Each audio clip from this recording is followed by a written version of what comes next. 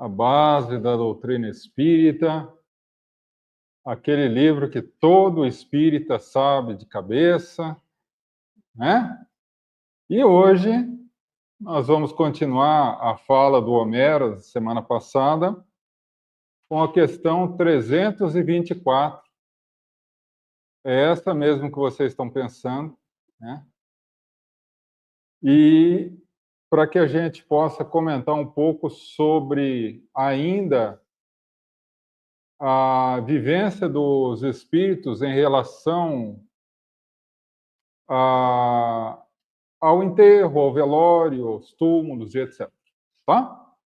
Mas antes, vamos a uma prece, porque nós sabemos que nós somos só intermediários e que é a espiritualidade que faz tudo, né?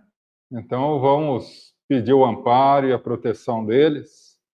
E para isso eu convido a todos a elevar o pensamento a Jesus, entrando em sintonia com os nossos irmãos espirituais, para que ao longo de toda a nossa reunião, os conceitos que forem aqui passados possam ser por todos nós assimilados, mas, sobretudo, sentidos, para que eles possam nos auxiliar na modificação necessária para adequarmos a nossa conduta à conduta do Cristo. Que assim seja, graças a Deus. Bom, questão 224 hoje, tá? Os espíritos das pessoas às quais se erguem estátuas ou monumentos assistem à inauguração e as veem com prazer, né? E eu sempre falo isso, vocês já estão perdendo a paciência comigo, toda vez eu falo a mesma coisa. O importante não é saber que 2 mais 2 é 4.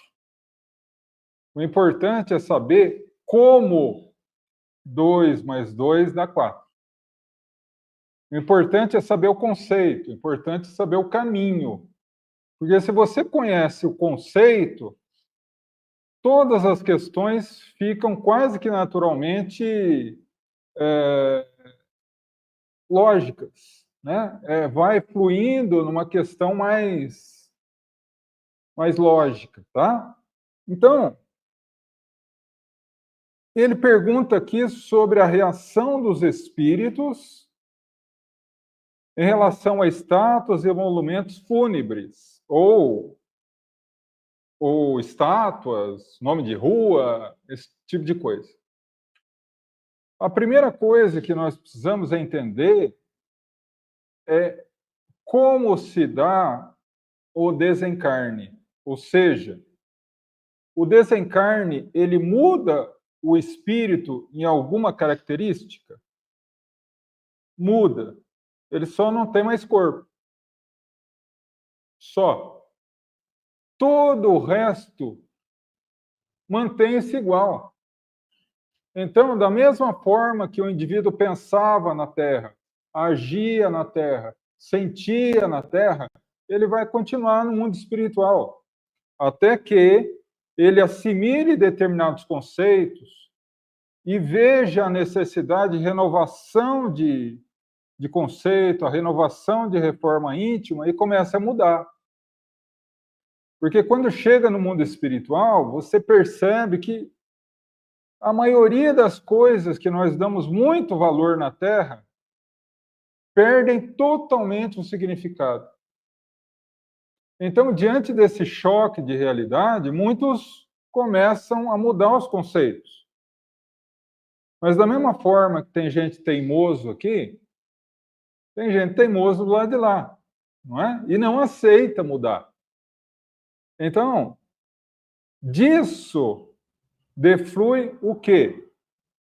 Os espíritos das pessoas às quais erguem estátuas e monumentos assistem à inauguração e as veem com prazer, muitos comparecem a essas solenidades. Deixa eu só mudar a página aqui. Tem que levantar aqui, porque senão eu não enxergo nada. Quando podem, quer dizer, muitos espíritos comparecem a essas solenidades quando podem, mas são menos sensíveis às homenagens que lhes prestam do que à lembrança. Então, é aquilo que nós estávamos comentando, né? Quando nós chegamos no mundo espiritual, nós vemos que, ao contrário daqui, que a base da estrutura da sociedade material é a matéria, a base da sociedade espiritual não é a matéria. É o amor, a fraternidade, o respeito, não é? Então muda o paradigma, muda o conceito, né? Então, quanto mais nós, na Terra, estivermos adaptados a esse meio de pensar espiritual, mais fácil será o nosso processo de adaptação.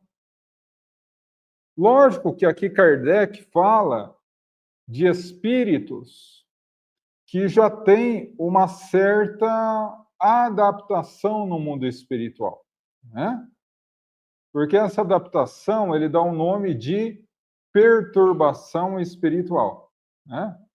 Quando em uma determinada questão é perguntado e o Espírito de Verdade fala que todo espírito, ao desencarnar, passa por uma perturbação espiritual, ou seja, uma adaptação ao plano espiritual, não necessariamente traumática. Não necessariamente traumática, vai depender do espírito, não é? Então, aqui são espíritos que já passaram por esse processo de adaptação e têm um conhecimento um pouco melhor, têm uma forma um pouco melhor de lidar com as questões materiais que ficaram. Lógico que se você pegar um espírito extremamente apegado à matéria, extremamente orgulhoso, ele vai soltar rojão no mundo espiritual se fizer uma rua com o nome dele, né? Uma estátua, vai ficar feliz da vida. Mas porque ele ainda mantém essa característica do orgulho, da vaidade, né? Porque é muito importante a gente saber, por mais básico que seja, é muito importante a gente sempre falar isso, o fato de morrer não faz ninguém espírito puro. A pessoa muito orgulhosa, muito vaidosa, vai chegar no mundo espiritual muito orgulhosa, muito vaidosa, né? Então aqui ele fala, os espíritos comparecem sempre que podem. Por quê? Por que podem? Porque o mundo espiritual não é um imenso balcão onde os espíritos estão sentados lá esperando a gente chamar eles, né? Opa, me chamaram lá, deixa eu ir. Não. Eles têm estudo, têm tratamento, têm trabalho a fazer, não é? Então não é sempre que o espírito pode vir, principalmente para manifestações de homenagem póstuma, assim, né? Às vezes não pode, né? Particularmente se essas homenagens forem resultado de processos orgulhosos, egoísticos, né? Muitas vezes uma determinada homenagem é feita por uma pessoa não pelo que ela é, mas para ter um certo privilégio com a família ou algo do gênero, né? Então, nesses casos, geralmente não vem, né? Há um caso, e por isso que eu digo, viu, o livro Romance Espírita, Lógico, você pega o romance, alguns romances espíritas, você torce ele, sai uma, duas gotas de conceito doutrinário. Né? Então serve mesmo para dar sono antes de dormir, essas coisas. Né? Mas às vezes tem livros que vale a pena. Tem um livro que eu li uma vez, que uma moça morreu assassinada. E era uma moça boa e tal, foi para o mundo espiritual, se adaptou lá, começou a trabalhar, estudar. E aí, depois de algum tempo, alguns anos, ela veio à Terra e ficou espantada que ela tinha virado santa. Né? Ela morava numa região rural e, pelo fato dela ter sido assassinada, as pessoas faziam romaria no seu túmulo, faziam pedidos, né? E ela ficou espantada com aquilo tudo, né? Nossa, mas quem que sou eu para ajudar esse povo todo, né? E aí o seu orientador espiritual explicou para ela, olha, nós auxiliamos em teu nome. Olha que interessante. Porque o que vale não é o espírito, o que vale é a fé da pessoa, né? A pessoa pede assim, doutor Bezerra, me ajuda. Ele pode ir a vários locais ao mesmo tempo, como espírito puro, ele pode. Mas tem uma legião de incontáveis espíritos que fazem parte da sua equipe. E assim por diante. Então, esses tipos de manifestações, quanto mais voltadas num objetivo nobre, os espíritos vêm. Mas se não, cai no esquecimento da matéria, como muita coisa que fica aqui na Terra. Mas são menos sensíveis às homenagens que lhe prestam do que à lembrança. Mais vale a um espírito a lembrança de um ser querido, a lembrança de pessoas, uma prece, vale muito mais do que uma estátua, um nome de rua, um jarro de flor no cemitério, ou algo desse sentido. Né? Porque o que move os espíritos é o sentimento, não são as manifestações físicas. Né? Abrindo aqui um parênteses, como nós estamos falando em homenagens póstumas e tudo isso, eu me recordo do Dia de Finados. Né? O Dia de Finados, as pessoas vão ao cemitério para homenagear os seus entes queridos. Né? É obrigatório ir ao cemitério? Né? E, não, eu vou no cemitério porque o meu ente querido está lá. Não, é o contrário. Seu ente querido está lá porque você está lá. Não é? Porque você se sente bem em homenageá-lo diante do túmulo ali. Então, se você está ali, aonde que ele vai? Ele vai estar ali. Se você faz uma prece em casa de coração, não vai receber porque ele está te esperando lá no cemitério. Não, vai receber. Vai receber e vai estar ali com você se for possível. Então, essa lembrança das pessoas desencarnadas que nós amamos, elas quase que imediatamente captam essa vibração, esse sentimento. Né? E aí, quando podem, eles vêm. E às vezes, a gente lembra, não porque eles não vieram porque a gente lembra porque eles vieram. Estamos em casa, ou no trabalho, em qualquer atividade, de repente vem uma saudade gostosa. Poxa, que saudade de você.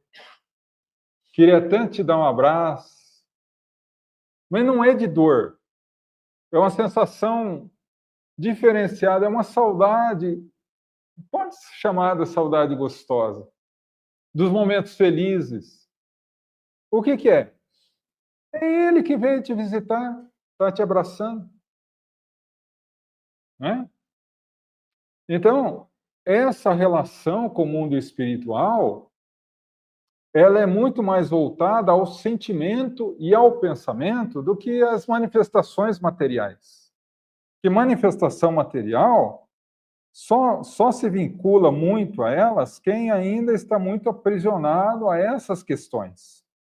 Mas como nós sabemos, né, no mundo espiritual se muda o paradigma. Então nós somos confrontados com o que realmente nós somos. E aí o processo de adaptação vai depender de cada um de nós. Se nós já começamos o processo de adaptação aqui na Terra, vivenciando o mundo, utilizando do mundo tudo que ele tem a oferecer, mas não sendo do mundo, o processo de adaptação é muito fácil. Agora, se a pessoa se voltou ao mundo, apostou todas as suas fichas na matéria, quando chega no mundo espiritual, vai chegar descalço. Não é? Eu vou... Um exemplo. Eu vou para a Alemanha em dezembro, fazer uma viagem. Aí eu vou preparar minha mala, eu coloco sunga, camiseta, chinelo, short. Abriu a porta do avião, meu Deus do céu, desencarno ali mesmo. Porque vai estar um frio terrível. É inverno. Então, o que eu tenho que fazer? Eu tenho que colocar casaco, blusa, cachecol, não é? Aí, chegando lá, eu estou adaptado. Não é? No mundo espiritual é a mesma coisa. Ah, não, depois eu penso nisso. Quando eu ficar velho, eu penso nesse negócio de religião, de reforma íntima. Mas quem que falou que você vai conseguir chegar lá? Afinal de contas, Divaldo Franco fala assim: velho é o jovem que deu certo. Por quê? Porque chegou lá. Você talvez não chegue. Então, é necessária essa mudança. Preparar já o ambiente, o condicionamento mental, condicionamento do sentimento, para quando chegar lá, ser mais tranquilo. Não é? Ou vocês já viram em alguma obra séria da codificação um espírito que aqui relegou a sua vida apenas à matéria e chegou bem no mundo espiritual? Tem. Passa por um período de adaptação que geralmente é complicado. Não é? Alguma questão sobre isso? Tá tudo ok? Não está ok? Fiquem à vontade. Vocês aí também, fiquem à vontade. Aí o Bruno está aí, qualquer coisa, né, Bruno? Oi. Ela é um espírito bom. Sim. Nem pensa em homenagem, nada, porque se encarnar. Mas a sociedade, homenagem, Sim. coloca lá na rua, ela não vê isso, o espírito não vê isso como um reconhecimento, foi Vê, assim, é o que a resposta coloca aqui, ó. Eles veem, eles são sensibilizados por aquilo. Mas o mais importante é o sentimento. O mais importante é o foco. É o que gerou aquela homenagem. É uma homenagem que foi gerada por sentimentos nobres, ele recebe com todo carinho, com todo amor. Né? Depois que eu descobri que quando a gente mentaliza muito forte, a gente consegue plasmar no mundo espiritual determinadas coisas, Aí geralmente, quando é aniversário da minha avó, da minha tia, alguma coisa assim, eu faço uma prece sentida no dia do aniversário dela e mentalizo um buquê de flores, né? E a gente percebe, através de comunicações posteriores, que ela recebe isso, né? Por causa do sentimento. Nossa, João, você é um médium fantástico. Não é isso. Não é isso, não. É que quando nós abrimos o coração e oramos com sinceridade, eles recebem. Da mesma forma que quando a gente está rogando com desespero, com raiva, eles vão sentir também, né? Então, por isso é muito importante nós disciplinarmos o sentimento ao conversar com nossos falecidos queridos, né? Porque muitas vezes eles não estão numa condição tão boa e nós ficamos pedindo as coisas e eles ficam amargurados com aquilo, né? É como o Chico Xavier fala, as lágrimas por um ente querido, quando retratam a saudade tocada de esperança, porque o Chico é demais, né? O Chico é um poeta. Quando retratam a saudade tocada de esperança, lhe fazem muito bem, muito bem. Mas se as lágrimas são reflexo da raiva, né, do sentimento de revolta, aí lhe fazem mal. Da mesma forma, qualquer tipo de homenagem, né? Tá?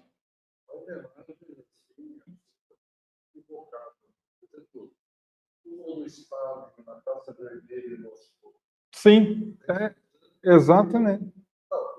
Não é? Foi bom o senhor ter comentado isso, que eu estava assistindo um documentário essa semana da Coreia do Norte. E lá tem um mausoléu para os dois antecessores, né, o avô e o pai do Kim Jong-un, né, que é o pai e o avô, que eles estão enterrados lá, né, e todos que vão lá são obrigados a reverenciar. O que é obrigado? Se você não fizer, você morre. É assim, né? Se tem alguma foto deles no jornal, você não pode dobrar o jornal. Então, são determinadas homenagens que não tem sentido nenhum, não é?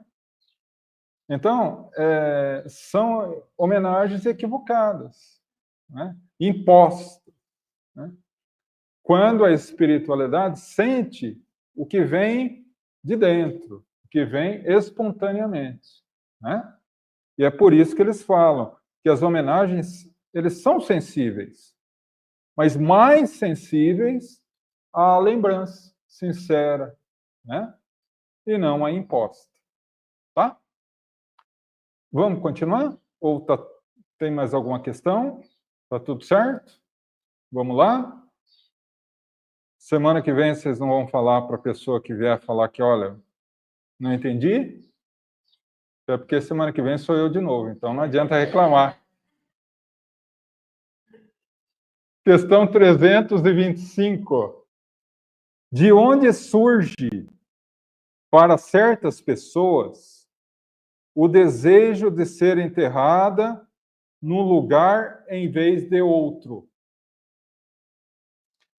Revém esse lugar com maior satisfação após a sua morte? Essa importância dada a uma coisa material é um sinal de inferioridade do espírito? Lembra do conceito? O que vale é o conceito, não a questão. E aí você já tem uma ideia do que a gente vai falar. Eu vou só dar uma visitada aqui na resposta, aí a gente volta à questão e analisa. A afeição do espírito por determinados lugares é inferioridade moral. Que diferença há entre um pedaço de terra em vez de outro para um espírito elevado? Ele não sabe que se unirá aos que ama, mesmo estando os seus ossos separados? Não é? Só que aí, lógico, tem esse conceito. Quanto mais elevado moralmente o espírito, menos ele dá importância às questões materiais. Não é? Tem um dos livros de Platão em que ele fala sobre Sócrates, não o jogador de futebol, mas o filósofo. Porque vocês conhecem mais ou menos a história de Sócrates. Sócrates era o pai da filosofia, ensinava o jovem e tal, e foi condenado à morte, né? Porque corrompia a juventude, né? Na visão dos seus algozes. E ele teve a escolha de decidir que morte que ele queria, né? E aí teve 3 tipos de morte, seria o enforcamento, né? A auto apunhalar o próprio peito ou tomar um veneno chamado cicuta, que das 3 é a pior. O sofrimento é muito grande. E ele escolheu o veneno. Só que, como eles estavam no mês de festividades ao deus Apolo, e no mês de festividades ao deus Apolo ninguém pode ser condenado à morte, ele ficou 40 dias preso, aguardando a execução.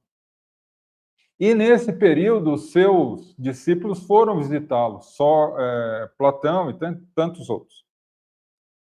E aí, eles fizeram um bem bolado com o soldado lá. Ó, vamos te dar uma graninha, você deixa aberto a porta. E aí falaram para ele, mestre, nós acertamos tudo, viu? Hoje à noite a porta vai estar aberta, o senhor foge. Não, não vou fugir. Mas, mestre, o senhor tem que fugir. Por quê? Porque senão o senhor vai morrer. E o senhor é inocente. E você queria que eu fosse culpado? Mas o senhor vai morrer. E aí, nos outros dias, né, na véspera à execução, Platão chega a ele chorando e diz assim: mestre, o que queres que faça com o teu corpo?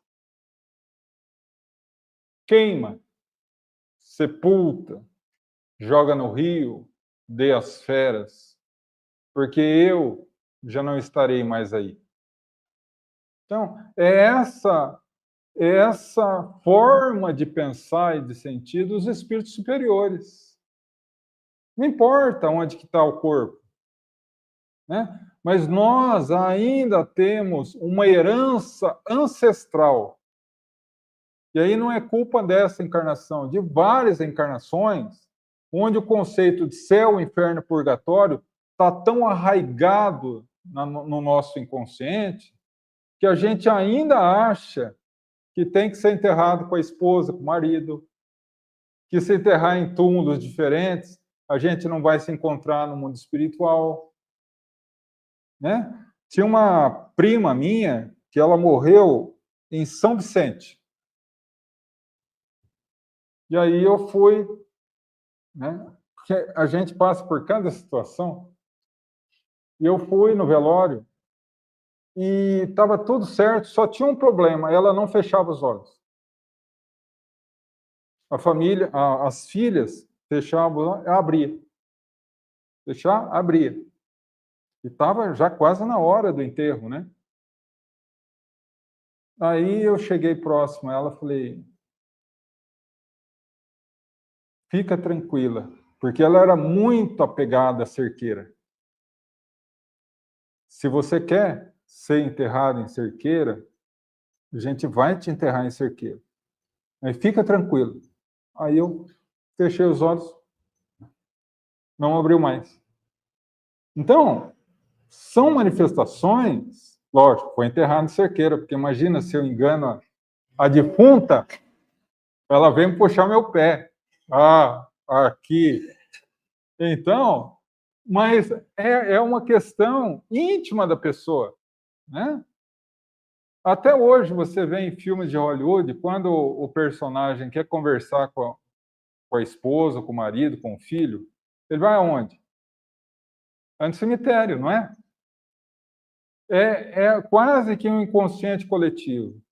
Então é muito difícil você combater tudo isso. Então, exatamente, né? Porque é uma questão lógica. Não, eu não posso doar meus órgãos, senão vou ser prejudicado no mundo espiritual. Ah, então tá bom. Então ele pode ser consumido pelo. Vamos ser brandos. Vai ser consumido pela natureza, porque daí não vai prejudicar nada. É assim que funciona, não? Não é, né? Mas são conceitos que dificultam, né? Então, de onde surge para certas pessoas o desejo de ser enterrada num local em vez de outro? Revém esse lugar com maior satisfação após a sua morte? Depende. Se for um espírito mais elevado, que não é tão apegado à matéria, para ele, tanto faz como tanto fez. Agora, se é uma pessoa extremamente apegada, aí vai ficar ali. Né? Jesus dizia o quê? Aonde estiver o teu pensamento, ali estará o seu coração. Quando a gente desencarna, nós entramos em sintonia com o objeto da nossa paixão. Ah, minha paixão era minha casa. Você vai acordar em casa. Ah, era o trabalho. Você acorda no trabalho. Ah, era fulano de tal. Você acorda do lado da pessoa. Ah, era fazer o mal. É melhor você não acordar. Porque você, não é? Vai acordar em situações difíceis, complicadas. A sua paixão era vinculada a um esforço constante de mudar, de ser melhor. Vai acordar bem, não é?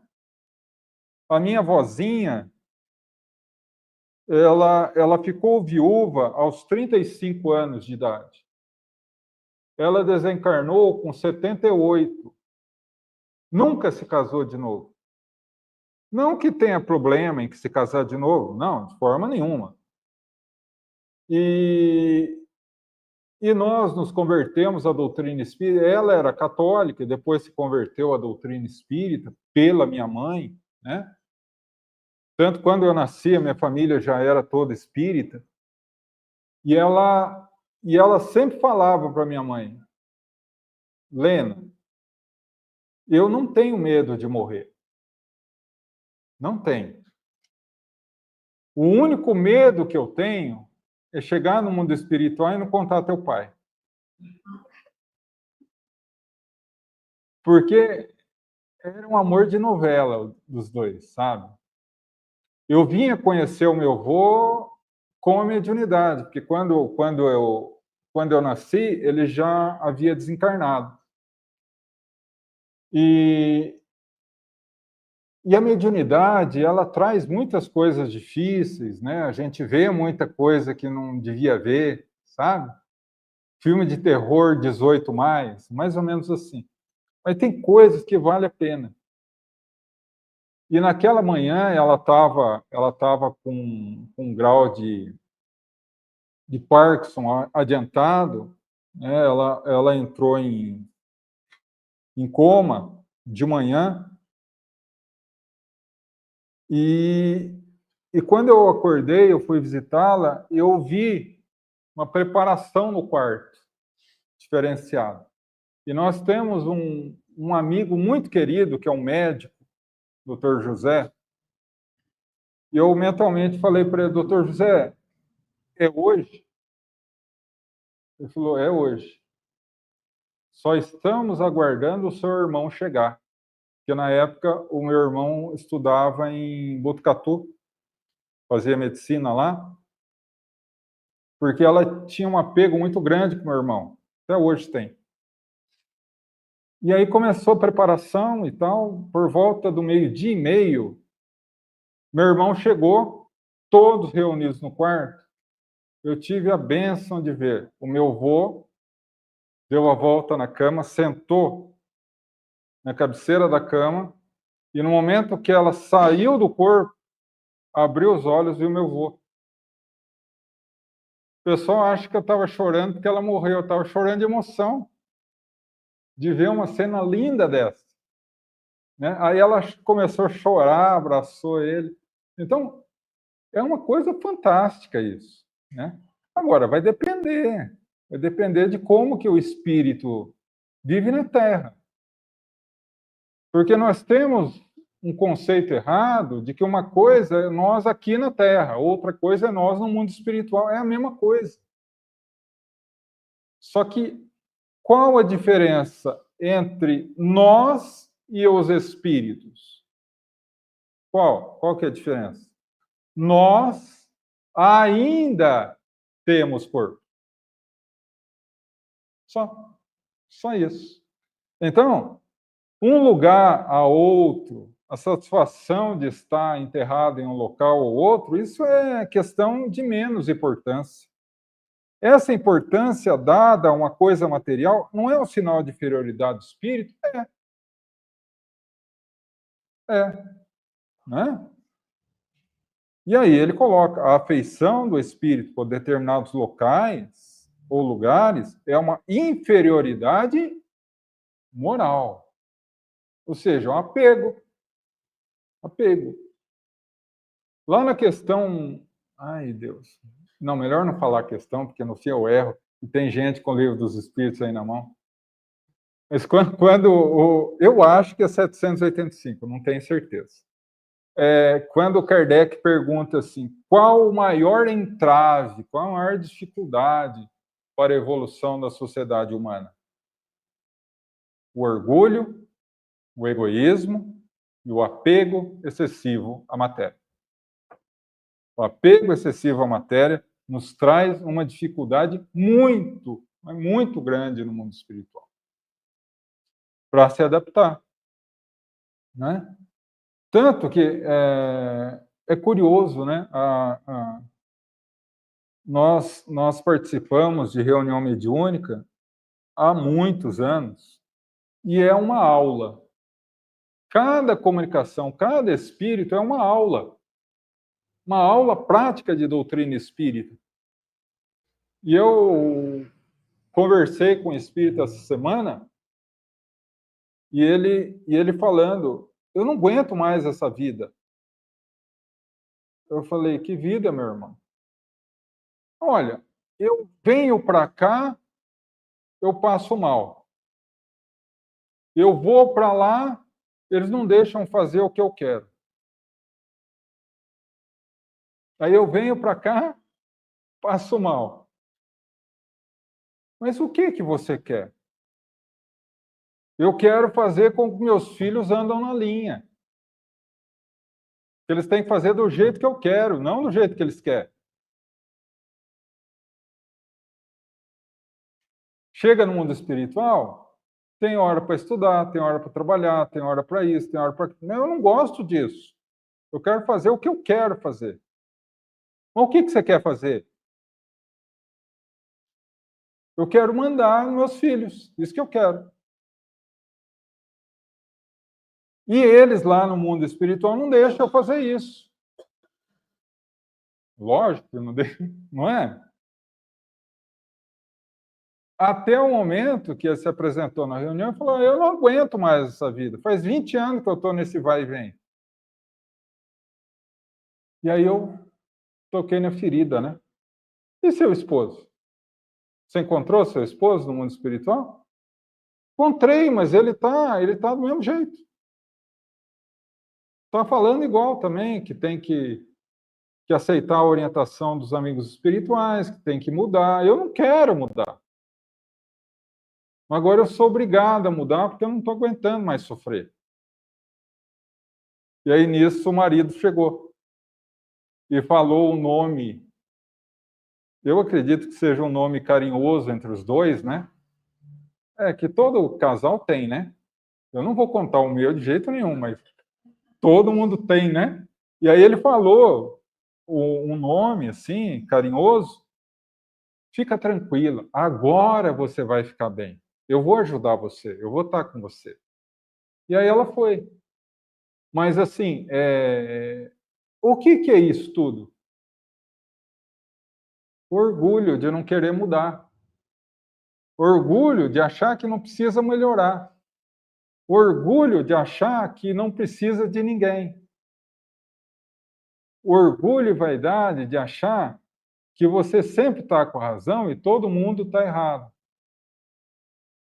Se um fala que você está errado, tudo bem, a pessoa pode estar errada mesmo.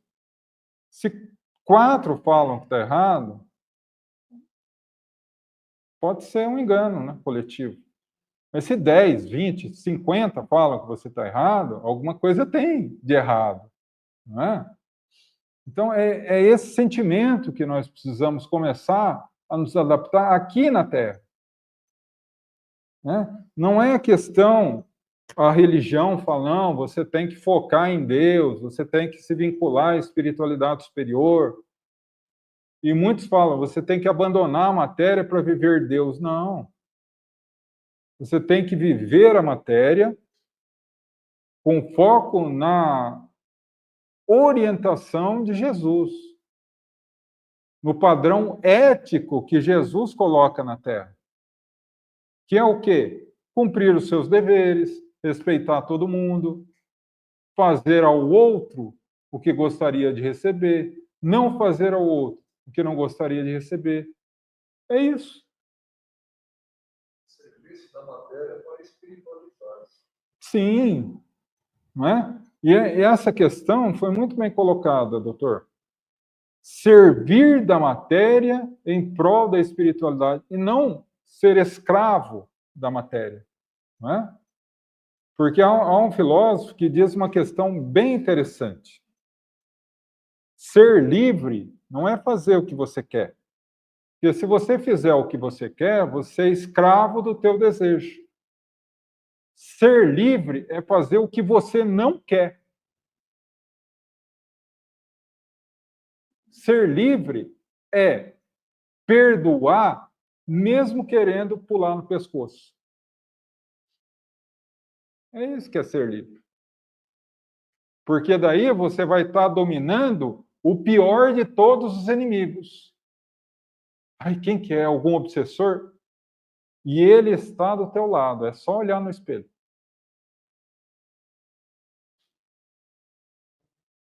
Porque daí você vai estar dominando o mal que está dentro de nós. Esse é o grande objetivo da vida. Nós dominarmos o mal que existe dentro de nós. Por que eu faço o mal? Porque algumas vezes eu deixo o mal que existe dentro de mim dominar.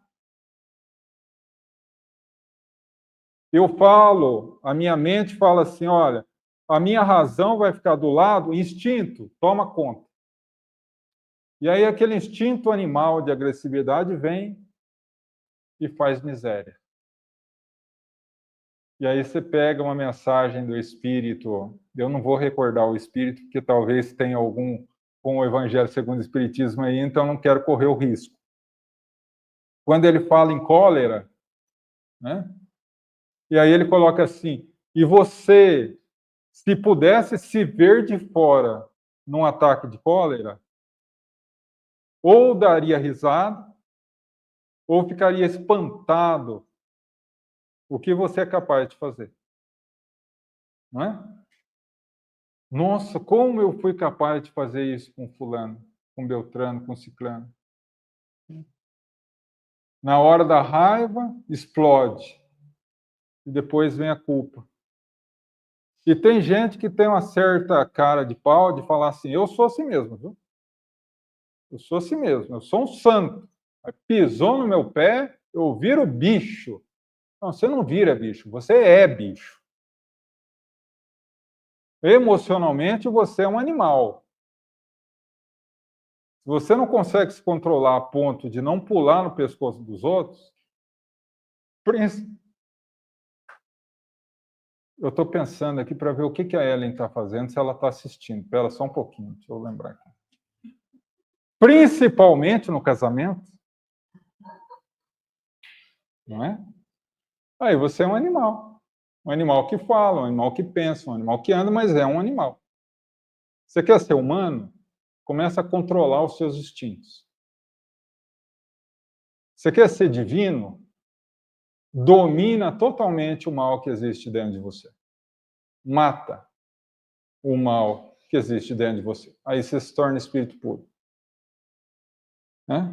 Então, nesse contexto todo, que ele coloca, ele não sabe que se unirá aos que ama, mesmo estando os seus ossos separados daquele que o ama? Mesmo você estando enterrado aqui e a outra pessoa no Japão, vocês vão se encontrar.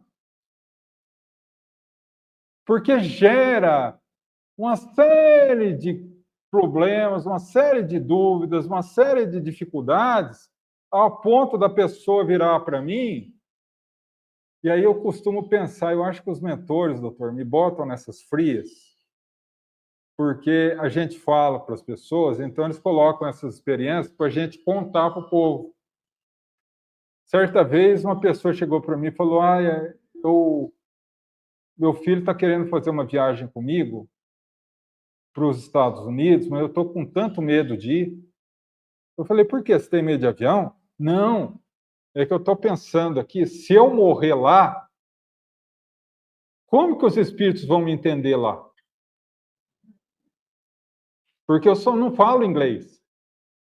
Eu falo português. E aí? O que a gente fala? Né? A linguagem é a roupa do pensamento. O pensamento é universal. Quando você está dando uma manifestação espiritual, o espírito pode ser do Japão. Ele pensa em japonês, você capta em português, porque o pensamento é um só. Uma vez, uma reunião mediúnica, e aí você vê como reunião mediúnica é, né? Tão importante. Se manifestou, estava próximo ali, eu percebi, um monge budista, né? Lá do Tibete. E ele queria passar uma mensagem, era um espírito bom até, assim, um espírito simplório, mas bom. E ele estava com receio de dar passividade e nós não entendermos. E aí eu percebi a hora que um orientador espiritual chegou nele, pode se aproximar, meu irmão. O que você falar, ele vai entender. E aí ele se comunicou e, naturalmente, que eu falei em português, porque chinês, japonês, nem pensar, né? Ah, mas e a xenoclasia? O que é esse palavrão? É o médium que fala em outros idiomas. Pode acontecer.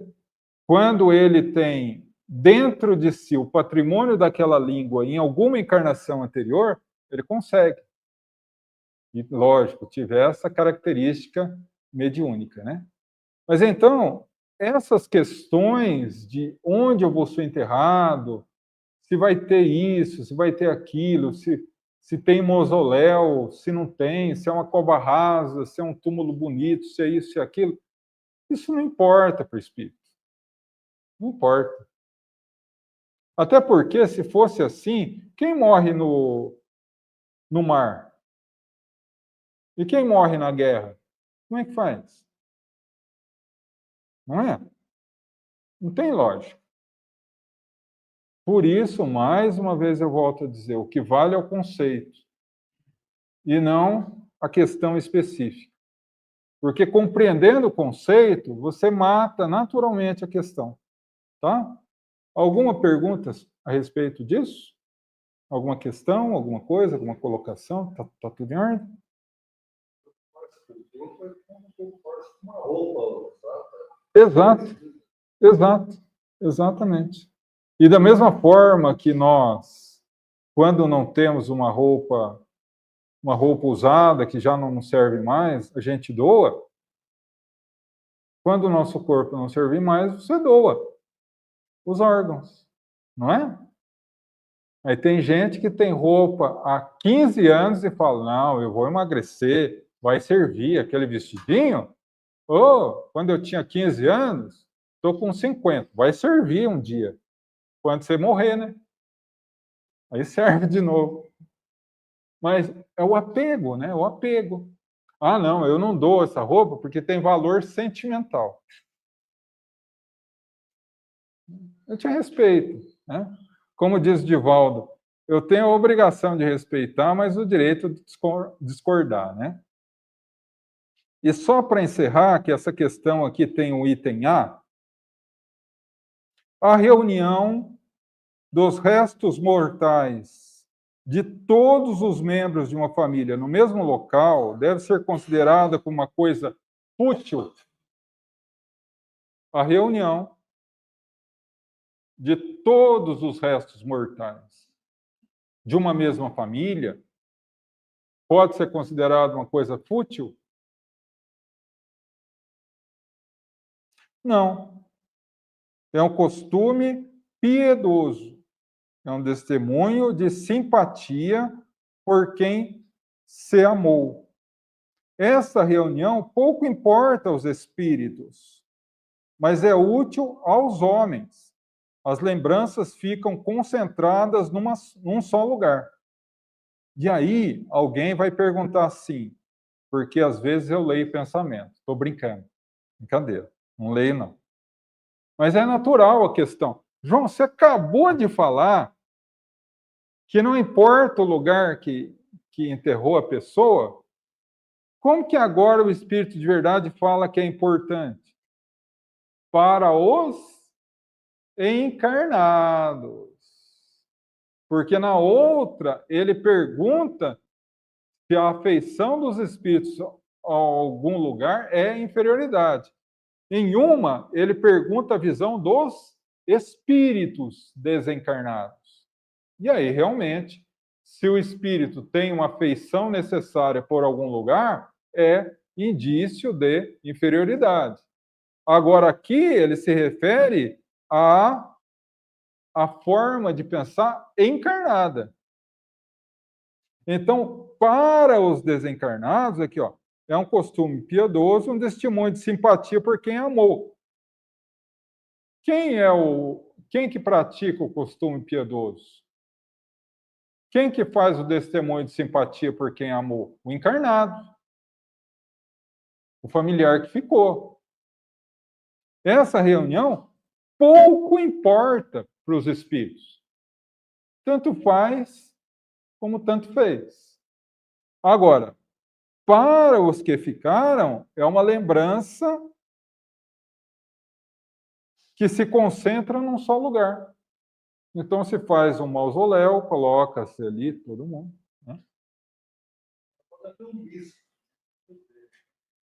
Desencarnar, ter relação com o desencarnar, e se comportar de forma que fosse a vontade do desencarnado. Sim. Eu conheço uma família, por exemplo, desencarnado, antes de morrer, ele descreveu um ritual Sim. da morte dele. O que ele queria que fosse feito na placa. Então. A família respeitou. Claro. Exatamente. Exatamente isso. Então, é uma questão mais vinculada ao encarnado do que ao desencarnado. Porque até esse senhor era reflexo da condição dele de encarnado.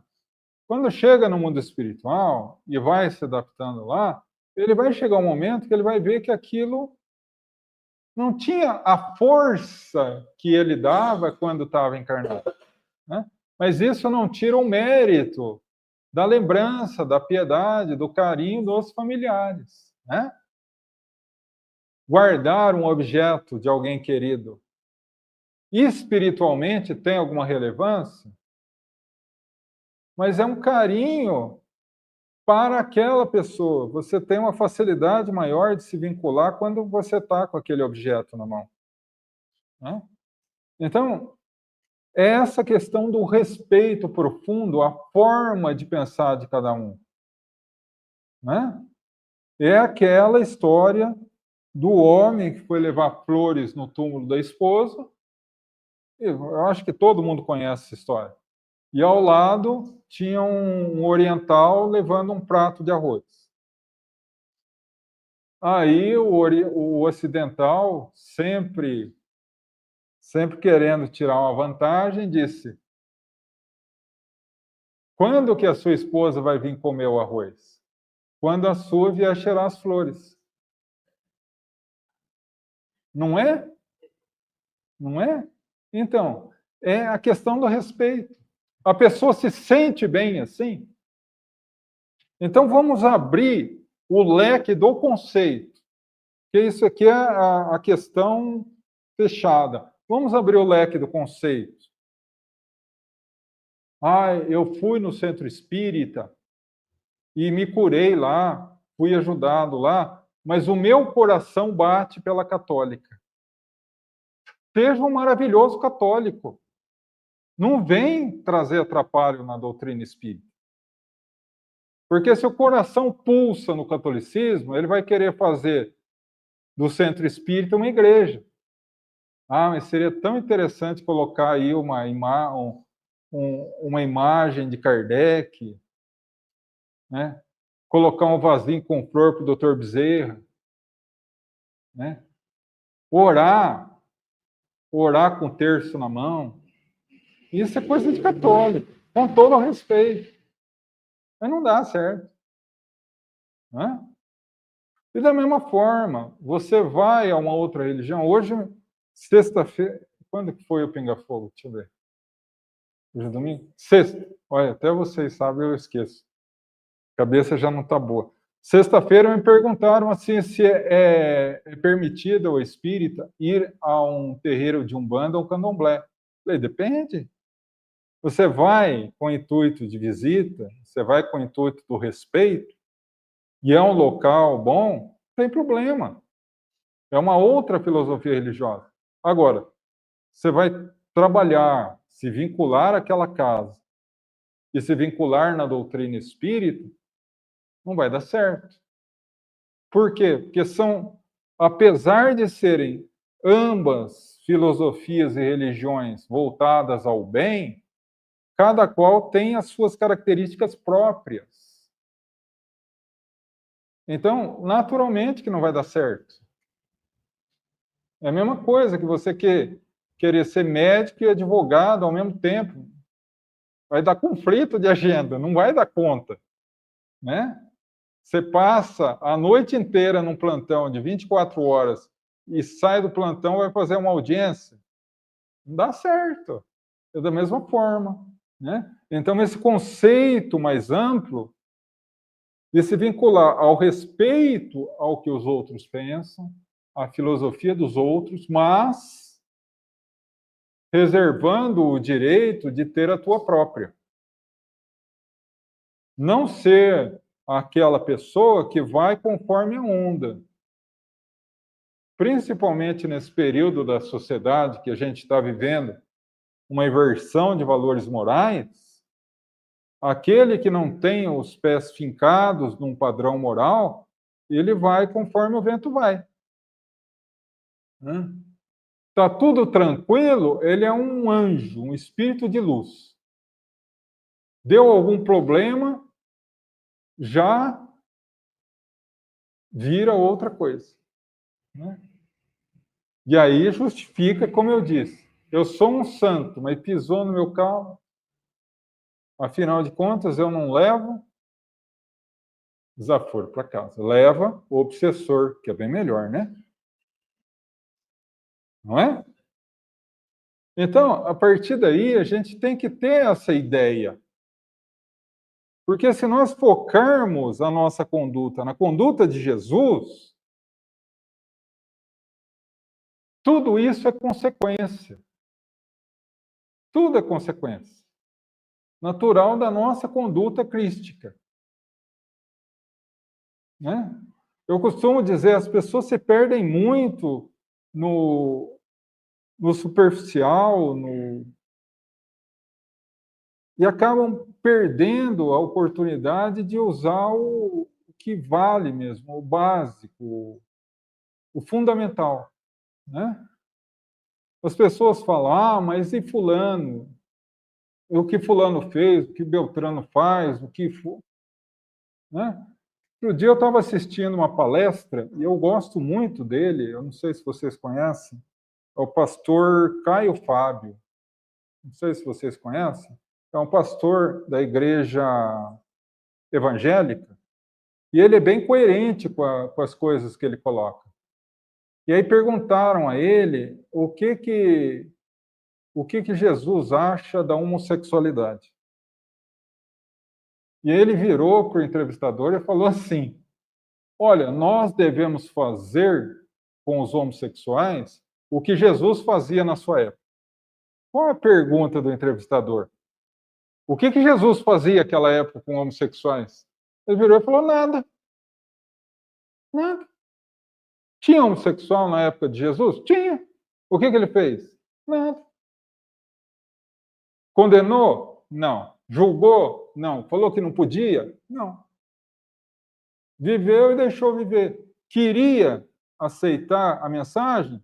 Seja bem-vindo. Não quer? Segue a tua vida. Ah, eu sou filho do demônio por ser assim? Não. E nisso, qualquer outra atividade da vida. A questão toda é nos adequarmos à conduta do Cristo. Nós passamos o Evangelho, o Antigo Testamento inteiro, nos vinculando a um Deus humano, a um Deus cruel, a um Deus Senhor dos Exércitos, a um Deus que escreveu, não leu, o pau comeu, a um Deus que castigava o inimigo e premiava os amigos. Mas Jesus vem não se adaptar aos costumes humanos, mas introduzir os costumes divinos. E aí nos mostra um Pai amoroso, bom, misericordioso, que ama. Só que a gente tem dificuldade em saber o que é amar. A gente fica meio perdido quando alguém nos trata com um gesto de profundo amor, porque a gente não sabe como lidar. Havia um caso em Minas de uma senhora que já estava financeiramente estabelecida na vida, já estava aposentada, já estava bem, não tinha outros familiares, e ela resolveu adotar uma criança. Só que ela não queria adotar uma criança pequena, ela queria adotar um adolescente. E aí o menino veio à casa dela com 12 anos.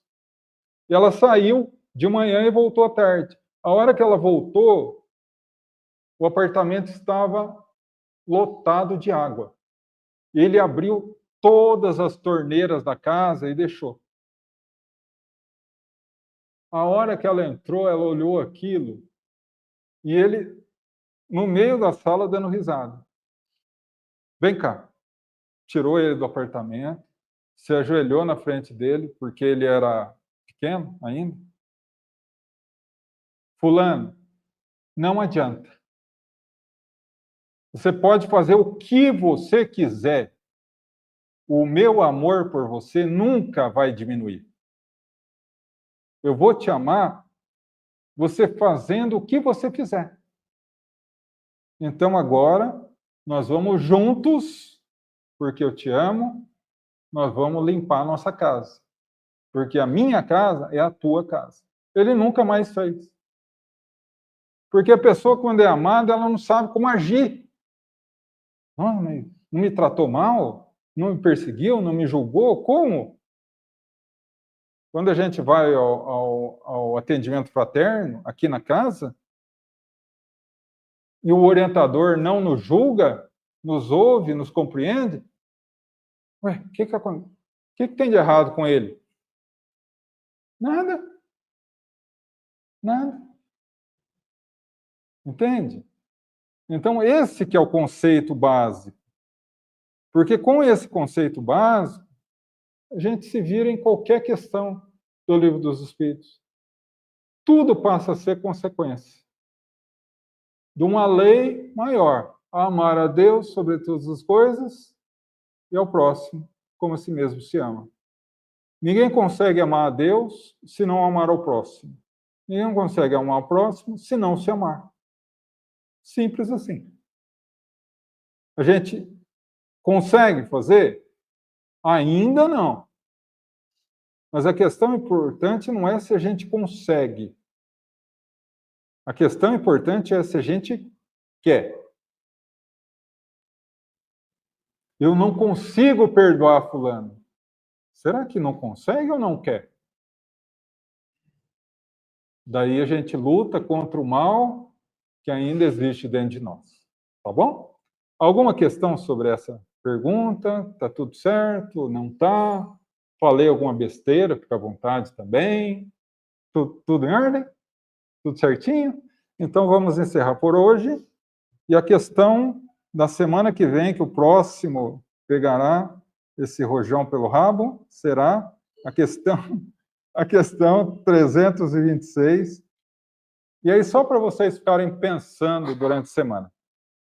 A alma, ao entrar na vida espiritual, é sensível às homenagens prestadas aos seus despojos mortais?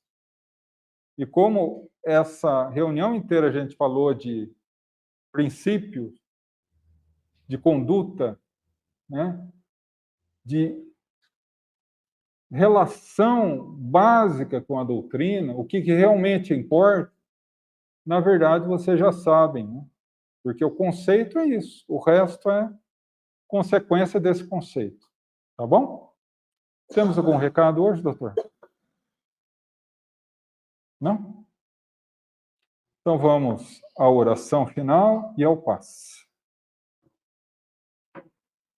Agradecemos a todos os trabalhadores dessa casa por tanta bênção e tanto amor, por tanto carinho e complacência com as nossas dificuldades íntimas, rogando que nos abençoe no tratamento do passe, no retorno aos nossos lares, para que um pouco da luz desse ambiente possa nos acompanhar, iluminando a nossa família, abençoando o nosso lar, nos concedendo uma semana de paz e, sobretudo, nesses dias que antecedem o Natal de Jesus. Não nos deixe esquecer, Senhor, que o aniversário é seu. Que possamos fazer a nossa festividade de Natal, mas não barrar as portas da nossa casa e do nosso coração à tua entrada. Lembrando que o grande presente que o Senhor espera de nós é amar a Deus sobre todas as coisas e ao próximo como a si mesmo. Que Deus nos abençoe. Bom dia a todos.